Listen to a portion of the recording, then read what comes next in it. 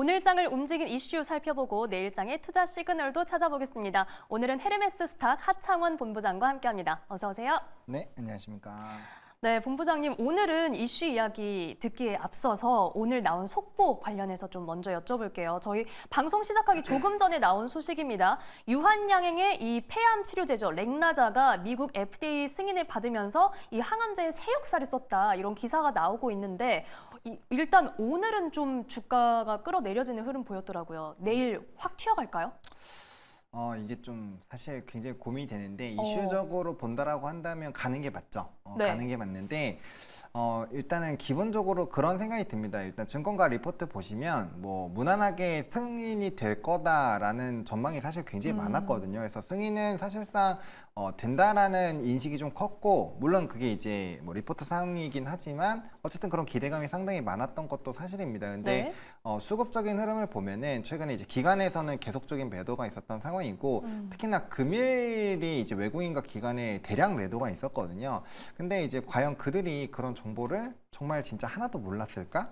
약간 이런 생각들을 해봐야 되기 때문에 뭐 단기적으로는 세론이 될 수 있겠지만, 근데 이제 우리가 그런 걸 봐야 되겠죠. 추가적으로 아마 코멘트들이 빠르게 나올 겁니다. 리포트들이 나올 텐데, 그 이제 사실상 유한양이 가지고 있는 그런 파이프라인이 지금 그 렉나자만 있는 게 아니에요. 추가적으로 두세 개가 더 있는 상황이고, 그다음에 이제 로열티를 바탕으로 이제 그 시장에서의 어느 정도로 커지는지를 조금 그렇게 나오는 멘트들이 나올 건데, 그 멘트가 얼마나 강하게 나오는지 그런 거에 따라서 사실상 시장은 굉장히 좀 강하게 움직일 수 있지 않을까라고 생각을 합니다. 그래서 만약에 눌리더라도 저는 뭐 매수로 대응을 해도 괜찮지 않을까라고 생각을 하고 있는 상황이고, 파이프라인에 대한 그런 흐름들, 그리고 이제 아무래도 이게 이제 오스코텍에서 처음에 인수를 해서 그게 이제 유한양행이 개발을 하고 개발을 먼저 오스코텍이 하고 유한양행이 인수를 해서 이게 출시가 되고 그거를 이제 기술 수출을 한 거거든요. 네. 스토리가 그렇게 되기 때문에 아마 6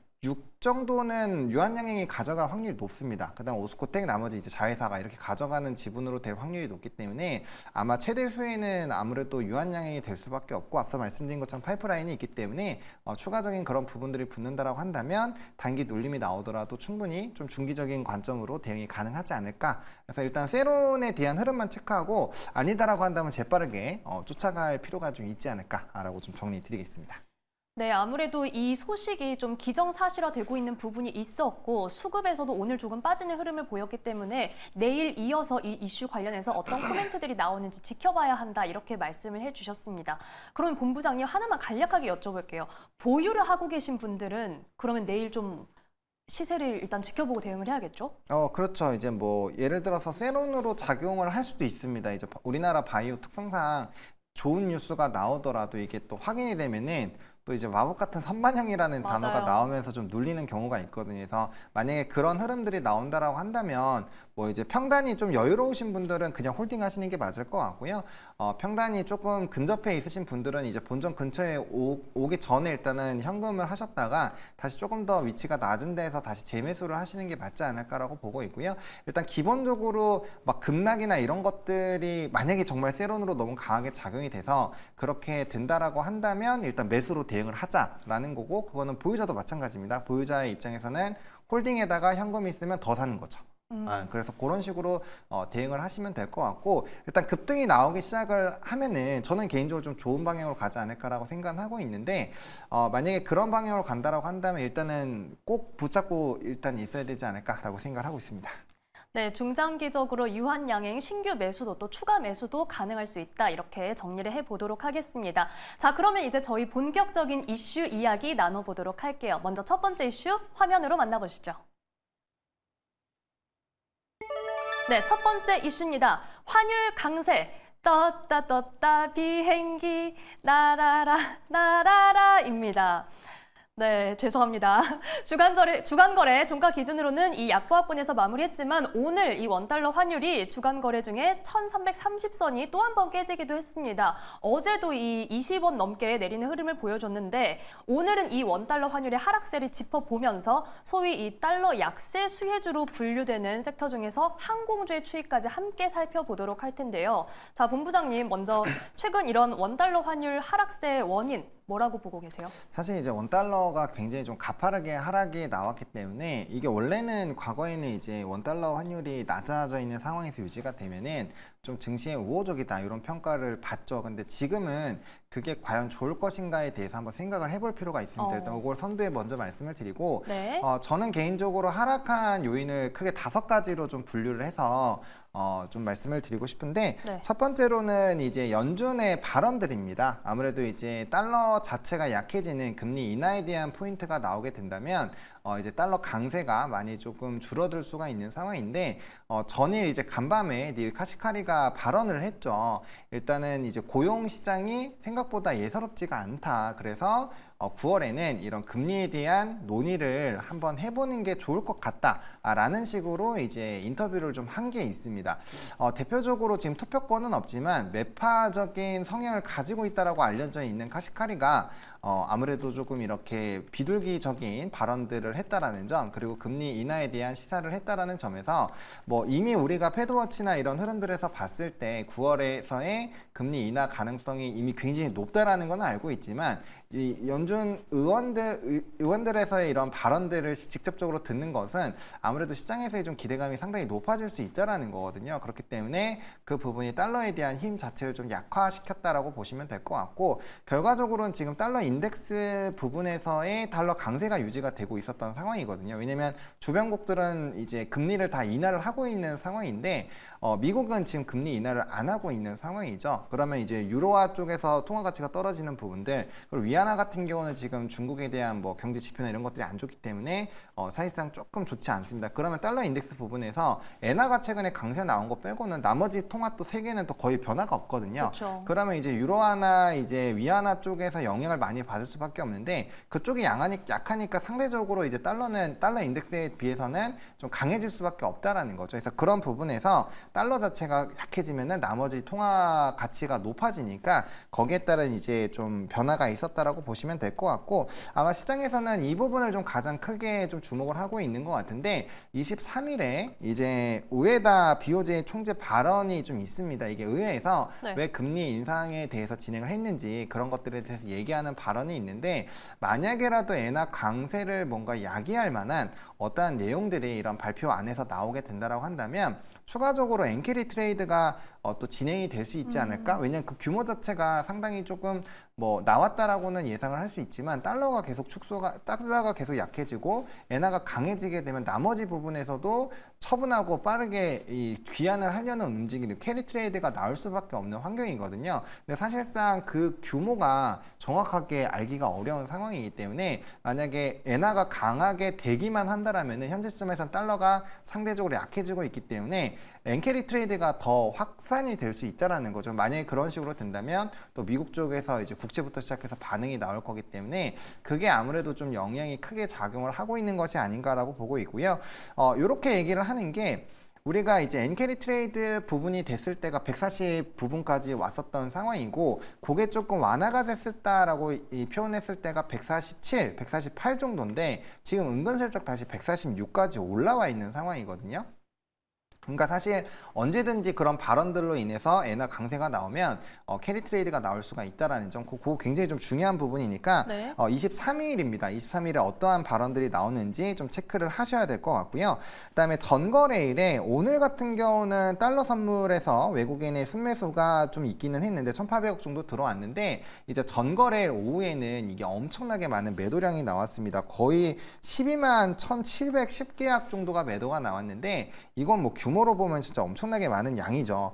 그래서 이제 금일 같은 경우가 이제 13,000이니까 겉에 보면 1조 이상의 그런 수급 이탈이 있었다라고 보시면 됩니다. 그래서 올해 들어서 가장 큰 매물이 나왔다라는 거고, 결국에는 이제 롱숏이죠. 이 롱을 컷하는 그런 부분들, 달러 매수를 하던 게 이 가치가 계속 떨어지니까 이제 반대로 팔고 떠나가는 그런 흐름들이 만들어졌다라고 보시면 됩니다. 그래서 이게 실질적으로 수급의 흐름에서 만들어진 거기 때문에 네. 영향력이 아무래도 좀 클 수밖에 없다라고 보시면 될 것 같고, 네 번째는 이제 수출 기업의 내고성 물량이 좀 출회가 되고 있다라고 합니다. 이거는 이제 달러에 대한 또 매도 흐름들이 만들어질 수밖에 없는 부분이기 때문에 그 부분에서의 또 영향도 일부 있었다라고 보시면 될 것 같고, 마지막으로는 이제 위안화죠. 위안화가 사실은 이런 경제 지표가 상당히 좋지 않기 때문에 계속적으로 조금 하락세를 가지 않을까라고 예상을 했는데 뭐 금일도 그렇고 전일도 그렇고 실질적으로는 달러 대비 좀 더 강한 모습을 이거를 연달아 보여주고 있기 때문에 이 정도면 위안화가 더 이상 안 밀리는 거 아니야? 그러면 아무래도 상대적으로 달러가 좀 부담이 될 수밖에 없겠죠. 그런 여러 가지 부분들이 반영이 되면서 달러가 순식간에 130달러, 130, 30선까지 왔고 사실 장 초반에는 1329원대까지도 빠졌거든요. 그래서 30선, 지금 시장에서 바라보고 있는 그런 기준점도 살짝은 깨주는 움직임이 일부 있었다라고 보시면 될 것 같습니다. 네, 이렇게 어제부터 이어진 원달러 환율의 가파른 하락세의 원인을 좀 다양하게 짚어주셨습니다. 아무래도 이렇게 복합적인 상황이 있기 때문에 저희가 23일 우선 일본은행 총재의 어떤 발언이 나오는지도 함께 지켜봐야 하는 상황입니다.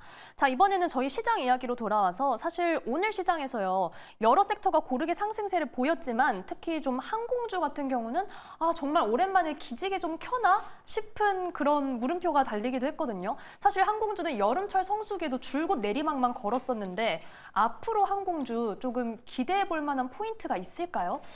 뭐 포인트는 있는데 그게 네. 이제 실질적으로 잘 진행됐는지는 좀 체크를 해봐야 될 것 같습니다. 네. 일단은 뭐 원달러, 그러니까 환율이 떨어지고 이제 유가가 떨어지면 당연히 이제 항공주에게는 좀 도움이 됩니다. 뭐 다들 아시는 내용이겠지만 일단 대한항공 기준으로 좀 말씀을 드리면 이제 원달러 환율 10원이 상승하면은 약 280억 원의 평가 손익이 발생을 하게 되고요. 네. 그다음에 이제 현금 보유고 쪽에서도 이제 이 140억 정도의 보유고의 손실이 발생을 합니다. 근데 벌써 최근에 한 60원 정도가 떨어졌으니까 곱하기 6을 해보시면은 상당히 이제 평가산에서는 좀 플러스 알파가 됐다라고 보시면 될 것 같고, 유가 같은 경우도 70불대 초반 부분에서 이제 80불까지 올라갔다가 다시 이제 70불 초반대로 좀 떨어졌죠. 유가 같은 경우도 1배럴당 이제 3,100만 달러가 손실이 본다라고 하는데, 유가가 그만큼 변동성이 나올 때마다 이제 항공업체에게는 좀 부담이 됩니다. 이게 이제 소비자에게 전가를 하긴 하지만 이게 절대적으로 가치가 높아지는 거기 때문에 전부 다 이제 전가가 될 수가 없습니다. 그래서 일단 유가가 오르면 항공주는 무조건 그 부분에서의 이제 일정 부분에서의 손해가 발생을 한다라고 보시면 좋을 것 같습니다. 근데 두 가지 부분들이 모두 다 좀 줄어들었다라는 점, 그리고 절대적인 수치로 봤을 때 뭐 항공에 대한 이런 수요, 코로나19 이후부터 상당히 좀 저조했었던 부분들이 사실 코로나 이전과 비교할 수 있을 정도로 확대가 된 상황이고, 일단 뭐 장거리 노선이라든지 기타 부분에서도 사실 원활하게 진행이 되고 있기 때문에 그럼 큐 자체는 늘어나 있는 상황이라는 거죠. 거기다가 이제 이런 업황들이 좋아지게 된다면 수익성이 개선이 되니까 Q와 P가 동시에 좋아지는 그런 상황이기는 합니다. 근데 이제 이따가 좀 말씀을 드리긴 하겠지만 지금 뭐 이런 항공주뿐만 아니라 뭐 면세라든지 카지노랑 공통적으로 좀 문제점을 가지고 있는 게 있거든요. 그래서 그 부분들이 좀 해소가 돼야 되지 않을까라고 보고 있고, 상반기에는 실질적으로 실적을 좀 뜯어보시면 그렇게 막 좋지는 못했어요. 왜냐면 항공기에 대한 인차료가 늘어나고 또 정비비라든지 이런 비용들이 많이 늘어났기 때문에 수익성 부분이 상당히 좀 부담이 됐었다. 그래서 뭐 주가의 추이를 보시면 이렇게까지 많이 떨어졌었나? 그리고 오늘 올라가긴 했지만 좀 큰 차트로 봤을 때는 아직 멀었구나 라는 게 보여질 정도이기 때문에 뭐 앞으로 뭐 이런 기술적인 부분에서는 분명 반등이 나올 수 있겠지만 이게 이전처럼 주가가 회복하는지에 대한 부분들에서는 우리가 좀 해석을 해봐야 되는 부분들이 상당히 많다라고 보시면 될 것 같습니다. 네, 사실 지금 오늘 가장 궁금한 점에 대해서 어느 정도 힌트를 많이 주셨어요. 왜냐하면은 오늘 나온 내용들이 항공주에 대한 기대감을 조금은 심어줬기 때문에 지금 그러면 접근 가능한 종목이 있을까라는 그런 궁금증이 들었는데요. 항공주에서 지금 포트폴리오에 담아볼 만한 종목을 고르기에는 그럼 조금 어려울까요? 사실 이제 가격적인 부분으로 본다라고 한다면 대부분이 다 들어갈 수 있기는 해요. 근데 이제 앞서서 제가 말씀을 드린 네. 것처럼 항공주나 지금 면세, 카지노 쪽에서 가장 큰 문제가 뭐냐면 절대적인 Q는 늘어났습니다. 그러니까 이용객 자체는 늘어났어요. 뭐 면세를 찾는 사람들은 전체적으로 40%가 늘었는데 매출은 13% 정도밖에 안 늘었거든요. 네. 카지노도 마찬가지입니다. 드랍액은 늘었는데 홀드액에서 박살이 나가지고 실적이 안 좋습니다. 그러니까 그런 것처럼 전방위적으로 Q는 늘었지만 수익성 부분이 좋지 않기 때문에 그런 것들이 명확하게 회복이 되는 것들을 보여줬을 때 좀 보는 게 맞을 것 같고, 일단 아시겠지만 코로나 기간 동안 상당히 길었죠. 그때 동안 영업도 잘 안 되고 되고 사실 일하시는 분들도 많이 좀 일을 쉬었습니다. 그 정도로 좀 좋지 않았기 때문에 차입금에 대한 부분들을 해소하는 부분들이 또 필요해요. 그래서 단기간으로 수익이 난 부분들은 그런 차입금으로 빠져나가는 금액들도 있기 때문에 저는 항공주를 좀 보시려면 적어도 하반기, 그러니까 이제 연말이 넘어가면서 다음 연초에 이제 성수기 나올 때, 그럴 때가 아마 제대로 된 반등이 나오지 않을까라고 보고 있거든요. 그래서 그런 이제 시장에 대한 유가라든지 이런 유가 같은 경우도 지금 언제든지 지정학적 리스크로 변동이 날 수가 있고, 그리고 연말 정도가 된다라고 한다면 이제 금리 인하나 이런 것들도 어느 정도 다 가시화가 되어 있을 거고 실제적으로 진행이 됐기 때문에 뭐 원달러 환율에 대한 이런 추이도 어느 정도 방향성을 명확하게 잡아갈 확률이 높거든요. 근데 지금은 만약에 이제 엔켈이 아니다라고 하고 또 만약에 금리가 만약에라도 동결이 된다면 환율 바로 다시 롤백이 될 건데, 그러면 이 며칠 동안 떨어진 게 그렇게 큰 의미는 없다라는 거죠. 그래서 그런 이제 명확한 방향성이 다 잡혔을 때 그럴 때 확실하게 보시는 게 저는 조금 더 낫지 않을까라고 생각을 하고 있습니다. 네, 항공주 지금 나온 이슈는 언제든지 다시 변수로 작용할 수 있고 그리고 수익성 개선이 필요한 시점이다. 그래서 지금보다는 좀 더 나중에 다음 해 연초에 지켜보는 것이 좋겠다 이렇게 말씀해 주셨습니다. 자, 그럼 이번에는 저희 두 번째 이슈 화면으로 만나볼게요. 네, 두 번째 이슈입니다. 전기차 화재에 뿔나고 화재 관련 주가에 불이 났다입니다. 전기차 화재 사고 이후에 이 안전성에 대한 우려는 쉽게 꺼지지 않는 모습입니다. 이 가운데 시장에서는 기존의 리튬 이온 배터리의 한계를 보완하고 안전성 그리고 효율성을 크게 높일 수 있는 꿈의 배터리라고 불리죠. 전고체 배터리 관련주에 좀 주목을 하고 있는데요. 다만 이 전고체 배터리는 국내 배터리 3사 기준으로는 양산 목표가 빠르면 2027년에서 2030년입니다. 이 기대감으로 지금 미리 접근하는 것도 괜찮을까요? 사실 주가의 추이를 보면은 이게 답이 이미 나와 있다라고 보시면 됩니다. 대표적으로 이제 삼성 SDI 이런 종목군들 보시면 네. 이런 전고체가 물론 속도는 더 빠르게끔 노력을 하겠죠. 근데 이제 기술이라는 게 그렇게 뭐 당긴다고 해서 바로바로 당길 수 있었으면은 기업이 어떻습니까? 수익이 된다고 한다면 언제든지 당겨서 냅니다. 그쵸. 근데 그게 쉽지 않다라는 거죠. 이렇게까지 이슈화가 되고 있는데 뭐 내년에 바로 하겠다 이런 얘기 안 나오잖아요. 그러니까 시기적으로는 절대적으로 기간이 필요하다라는 거고, 그게 가시화가 됐으면 SDI 지금 주가 안 있습니다. 엄청나게 올라갔겠죠. 왜냐면 뭐 이수 스페셜티 케미칼이라든지 뭐 이수 화학이라든지 오늘 뭐 거의 다 갔거든요. 애경 케미칼 뭐 이런 종목군들도 그렇고 네. 뭐 지금 보시면 전방위적으로 이렇게 다 날아가고 있는 상황인데, 뭐 삼성 SDI도 바닥권에서 뭐 아직 큰 변화 없고 뭐 LG 에너지 솔루션 이런 종목군들 크게 변동 없잖아요. 그러니까 이 3사가 가야지 진짠데 그게 못 가고 있다라는 것만 봐도 이게 이제 현실적으로 좀 가는 거에 대해서는 많은 투자자들이 좀 회의적으로 보고 있다라고 보시면 됩니다. 근데 이제 그렇다고 해서 전고체 배터리가 뭐 단순히 이슈로만 봐야 되느냐? 그거는 아니죠. 왜냐면은 우리가 이제 화재라는 거를 경험하기 전과 후가 확실히 다른 거고, 뭐 사실상 내연기관차가 더 통계적으로 보면은 화재가 더 많이 나기는 합니다. 근데 이번에 워낙 이제 송도 청라 쪽이었죠. 그때 네. 이제 워낙 하나의 이런 그 화재가 엄청난 피해를 주는 것들을 목격을 했기 때문에 사람들이 거기에서 굉장히 좀 강력한 자극을 받은 상황이라는 거죠. 그렇기 때문에 그런 것들이 이제 투심으로 좀 반영이 되고 있다라고 보시면 될 것 같고, 아직까지는 이게 이제 실체화가 되는 데까지는 좀 시간이 필요하기 때문에 현재는 테마적으로 보시는 게 맞다라고 보고 있고요. 다만 요거는 이제 이 배터리 제조사들이 혹은 완성차 업체들이 어떤 이제 배터리 제조사들을 썼는지까지 공개할 정도로 이슈가 됐기 때문에 뭐 연속성은 조금 더 가질 수 있지 않을까라고 생각을 하고 있습니다. 네, 연속성은 확실히 있는 이슈이지만 이 대장주들이 움직이는지 지켜봐야 한다 이렇게 정리를 해보겠습니다. 한편 이 전고체 배터리 관련주도 있고 전기차 화재 관련주라는 키워드가 붙으면 요즘 항상 좀 시장이 주목하는 모습을 보이고 있습니다. 특히 오늘은 액침 냉각이라는 기술이 주목을 받았는데요. 이 전자제품을 전기가 통하지 않는 액체에 담가서 전자기기를 바로 냉각하는 방식이죠. 오늘 관련 모멘텀으로 급등한 종목들도 꽤 나왔고, 이렇게 화재와 관련해서 뭐 화재를 예방하거나 화재가 났을 때 불의 확산에 막거나 정말 단계적으로 관련주를 시장이 찾고 있는 모습이거든요. 좀 어떤 종목들 저희가 살펴보면 좋을까요?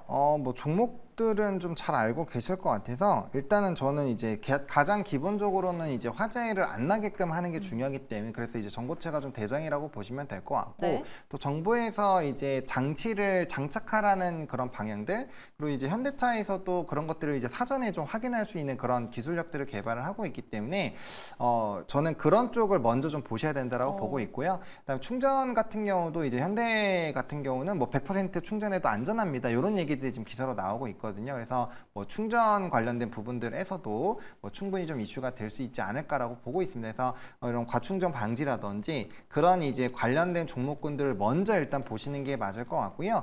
사실상 후발로 가면 갈수록 이제 떠오르는 산업군들은 좀 사실상 이제 끝물에서 바탕이 되는 거고 다음번에 같은 이슈가 발생을 했을 때도 가장 후순위로 움직입니다. 왜냐면 한번 생각을 해보세요. 똑같은 돈이 있고 똑같이 수익을 보러 가는데 가장 연관성이 높은 쪽부터 항상 가거든요. 그렇기 때문에 후발 쪽에 너무 관심을 가지시기보다는 결과적으로 지금 이제 전고체가 무너지면 다른 쪽 다 무너진다고 봐야 되는 게 맞거든요. 그래서 후발 주자가 물론 단기적인 하루 정도의 수익률은 더 강할 수 있겠지만 이게 이제 연속성을 더 가진다라고 한다면 결국엔 돌고 돌아 전고체 쪽으로 갈 확률이 높다. 그래서 그와 연관되어 있는 소재를 좀 납품을 하는 업체들, 뭐 앞에서 매니저님이 얘기해 주신 뭐 레이크 머티리얼즈도 괜찮고 뭐 이수화학이라든지 뭐 대표적인 종목군들 있잖아. 한농화성 이제 이런 기업들 위주로 사실상 보시는 게 저는 맞지 않을까라고 생각을 하고 있고 그렇게 생각을 하고 있기 때문에 수급이 쏠리면서 그들이 대부분 다 상한가가 같다라고 보시면 될 것 같습니다.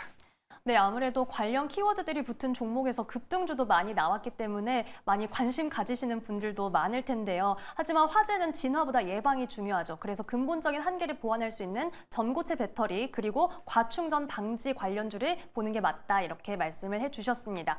자, 이렇게 오늘 2차 전지 배터리 관련주까지 이야기를 해봤고 이번에는 저희 하창원 본부장님의 내일장 관심 종목 어떤 종목 보면 좋을까요? 저는 이제 미래에셋증권을 좀 들고 왔습니다. 요즘에 조금 이제 금융주들이 좀 핫하게 움직이고 있는데 사실상 지금 은행주가 먼저 가고 그다음에 이제 보험주들이 좀 세게 움직이고 있습니다. 금일 같은 경우도 이제 뭐 DB손해보험 이런 종목군들이 가장 강하게 움직였고 네. 삼성생명도 주주 환원정책 뭐 50% 한다 이런 얘기가 나오면서 좀 강한 기세를 보이고 있는데 저는 개인적으로는 이제 하반기 때는 증권주가 가장 좀 강하지 않을까라고 보여지고 있는 상황이거든요. 뭐 주가 추이는 NH투자증권이나 이런 쪽이 워낙 강한 상황이긴 하지만 일단은 주주 환원 정책 그리고 이제 자사주 매입과 소각이라는 이벤트로 봤을 때는 충분히 미래에셋증권도 위치상이나 이런 좀 올라갈 수 있는 캐파가 좀 더 있지 않을까라고 보고 있는 상황이거든요. 일단 뭐 8월 7일에 주주 환원 정책에 대한 이런 얘기들을 했고 자사주 매입 이미 상반기에도 각각 이제 1000만 주씩 좀 이제 매수를 해서 소각을 했는데 그걸 또 추가적으로 진행을 한다라는 부분들 그리고 또 2분기에도 실적이 생각보다 좀 탄탄했습니다. 그리고 해외 법인과 관련되어 있는 부분들 아무래도 우리가 해외 주식을 지금 많이 하고 있기 때문에 그와 연관돼서 뭐 이제 미국이라든지 베트남이라든지 이런 주요 지역에 대한 브로커리지 쪽에서 굉장히 좀 큰 수혜를 받고 있거든요. 그런 브로커리지 시장이 강해지면 강해질수록 수익성이 좋아진다라고 보시면 될 것 같고 수익성이 좋으면 이게 이익 현금 흐름으로 넘어가면서 다시 한번 또 추가적인 주주 환원 정책을 할 수 있다라는 점. 물론 이제 리테일 쪽으로 넘어가면 키움증권이 가장 강하기는 합니다만 요번에 이제 발표한 그런 이제 리테일 그 주주 환원 정책이 상당히 좀 약해요. 그래서 리포트에서도 그런 부분에서는 좀 이제 기술적인 반등 정도로만 봐야 된다라고 보고 있기 때문에 현재 증권주 안에서도 이런 실적이나 커버리지를 같이 하고 있지만 그 안에서도 좀 환원 정책을 강하게 하고 있는 쪽에서의 관심을 가지시는 게 저는 맞지 않을까라고 생각을 해서 좀 위치적으로 부담감이 덜한 미래에셋증권을 좀 말씀을 드려보도록 하겠습니다. 네, 저희 가격 전략은 그러면 어떻게 가져가면 좋을까요? 뭐 저는 뭐 이제 종가 기준으로 바로 매수를 하셔도 괜찮을 것 같아요. 그래서 뭐 종가에서 이제 5일선 부분인 8,000원까지 분할 매수로 보시면 될 것 같고 목표가는 1차로 9,000원 보고 있습니다. 대부분의 증권사들도 마찬가지고 보험회사들이 이제 직전 고점을 돌파를 하면서 가기 때문에 1차 목표가는 9,000원 보고 있고 2차로 10,000원까지 보시면 될 것 같고요. 손절 라인은 7,600원으로 잡았습니다. 근데 이제 요거는 이제 기술적인 부분이고요. 최근에 이제 밸류업 에 대한 이런 기대감들 또 이제 야당과 여당에서의 이런 환원 정책에 대한 얘기들이 계속 나오고 있고 거기에 따라 이제 정책이 나오고 있는 상황이어서 해당 부분이 깨지면 뭐 지금 상황에서는 손절보다는 2차 매수로 좀 모아 가시는 것도 어차피 주주 환원 정책도 하고 뭐 배당도 이런 것도 나오기 때문에 충분히 2차 매수로 대응을 하셔도 저는 괜찮지 않을까라고 정리를 드리겠습니다. 네, 이렇게 하창원 본부장의 관심 종목 미래에셋 증권까지 들어봤습니다. 지금까지 도움 말씀에 헤르메스 스탁 하창원 본부장님과 함께했습니다. 고맙습니다. 감사합니다.